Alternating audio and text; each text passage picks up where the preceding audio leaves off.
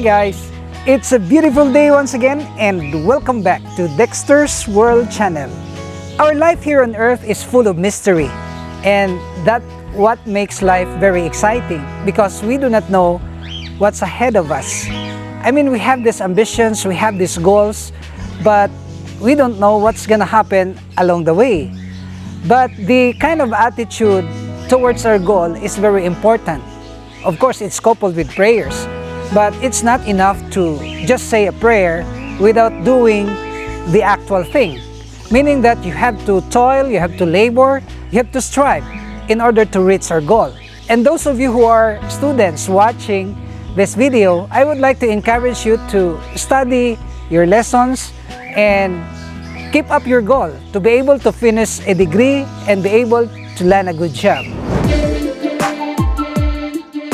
This is actually my personal experience. When I first bought the adjacent lots right here, I dream about owning this lot. This is a swampy area, but I don't have the means. I strive hard, I make business out of fish keeping, and then that's it. We were able to buy this one. And you look at this, it turns to be a beautiful garden. We made so much effort on this. We hired a backhoe, this payloader, to be able to put in soil. And we were able to fill this up and made a good elevation.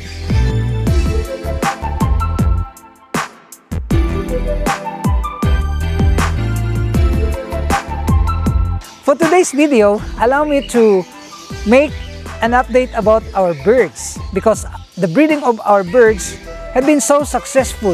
In fact, we already have adopted a system that's really working good for us.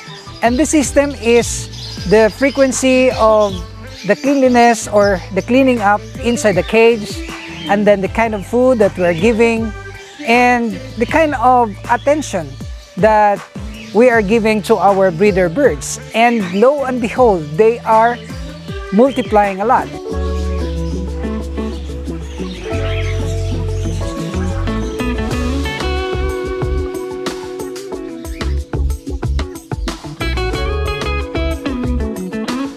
Well, this bird keeping is coupled with great responsibility because if you would like to see them in their A1 condition, then you have to also make an extra mile about their health and their welfare. And of course, I'm referring to a good cage wherein they can fly and they can do their natural activities in the wild. And you will see here that we have perches, and these perches are the wood or the branches of the sampalok tree, and it's good. And I would like to share with you 3 things in order to become very successful in breeding our cockatiels. The number 1 is the kind of attention, the food that we are giving, and the water that we provided. Because this water should be changed every day. And then the cleaning up should be done every day. And the giving of the food should be done regularly. Meaning that any time that they wanted to eat, there should be an available seeds for them. Because we cannot allow them to go hungry, especially if they have babies. So these are the simple things that if you will observe, you will really become successful.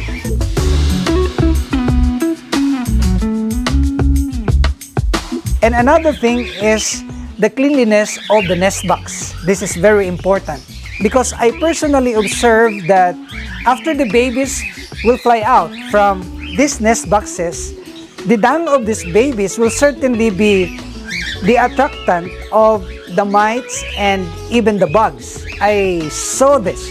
And whenever there are insects inside, these birds will not breed because they know that they don't have a prepared nest box.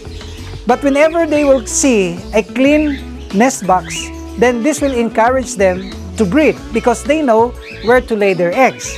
And they are afraid of the tiniest insect that is inside in the nest box. I already have seen crickets inside the nest box. Ants are the number 1 predator, and even the bugs and the mites. So this should not be neglected, and we have to clean the nest box regularly, especially if the babies are already out.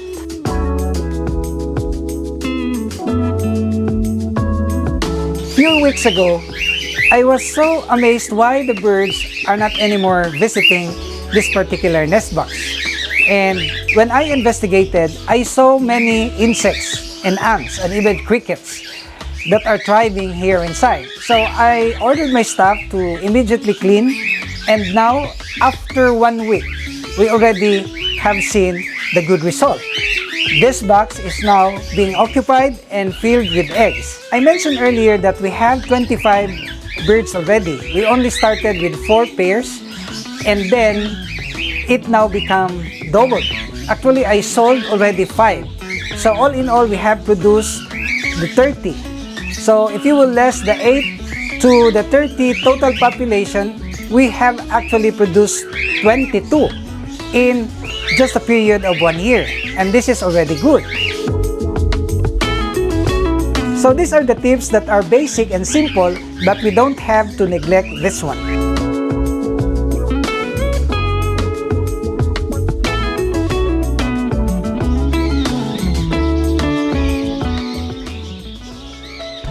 Among the 3 types of birds that I have bred, the cockatiels, these African lovebirds, and these parakeets, these parakeets are the most prolific. Why? Because each pair can even produce 6 to 7 clutches. And these clutches will really survive if they are given much attention. And this is amazing because we only started with 27 heads. And now we have produced more than 200 of these parakeets. You can just imagine that these 200 were being produced in less than 2 years or so. The hefty increase of the population of our birds is directly connected with the kind of attention, the kind of care, and the kind of system that we have employed here. There are 3 seasons that I have observed about these parakeets. Number 1 is the mating season, and then the laying of the egg season, and then the caring or the rearing of their babies. And after this, it goes back to the same cycle. And to satisfy the breeding instinct of these birds is for us to provide them with so many available nest boxes. Because once they're convinced that whenever they breed, they have a place to lay their eggs, then they will be encouraged to breed. And this is nature. This is instinct given by God to these tiny creatures.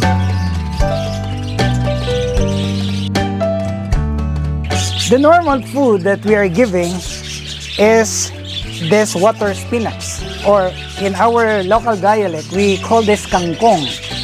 And this is very instrumental for our success because this gives them good nutrients. I'm giving them on a daily basis, but there is one tip that I can share with you.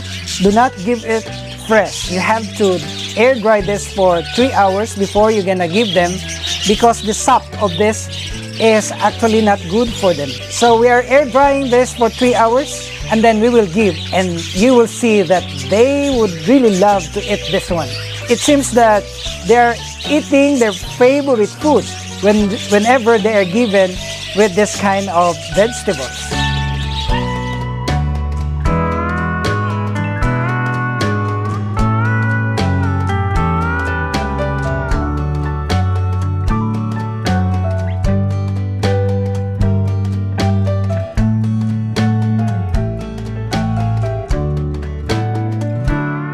The catfish breakfast is one of the most exciting activity here in the house, because these catfish are really very hungry to eat their breakfast. And when you give them the breakfast, you will be amazed by their reactions. They will really love to eat the breakfast. I see that they're very hungry. Wow. Oh, you're splashing. My microphone. Oh, yes. See that? And we are literally producing thousands of babies now, which will be also placed in the circular tank. There are many pregnant catfish. And on this side are the baby catfish. They are more than thousands that are here. Next week, we're gonna transfer them in our biofloc technology in the circular tank, and we will witness together what's gonna happen.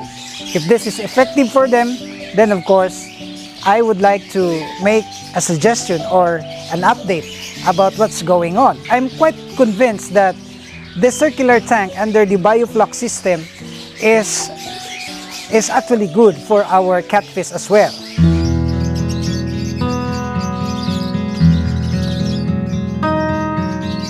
We will examine one of the nest boxes. I don't want to disturb all of them, but I am so amazed with the babies that are here. You see, these are beautiful babies, and there are actually 3 of them that are here, if I am not mistaken. Wow, they're here and they're about to fly already. Ah, let me get you. Oh, very fat. I'm sorry for this disturbance. There are 3 of them. You look at them, very beautiful. Wait for a while, we will put this in this container. Oh, babies, you see? Wow, see this baby.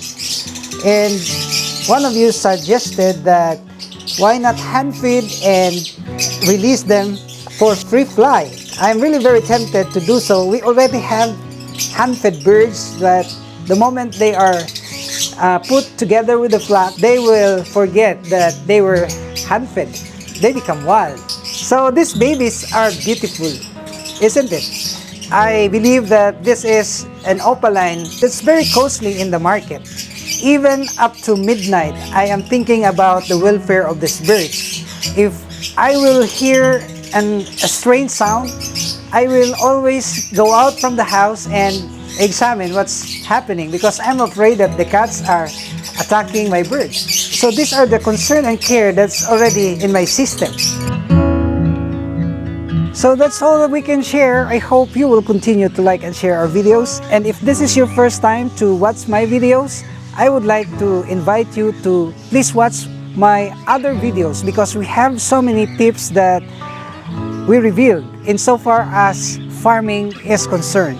And I would like to make a shout out to the members who supported this channel and also to our regular viewers, to our subscribers. Thanks a lot. And I would like to see you in my next video, only here at Dexter's World.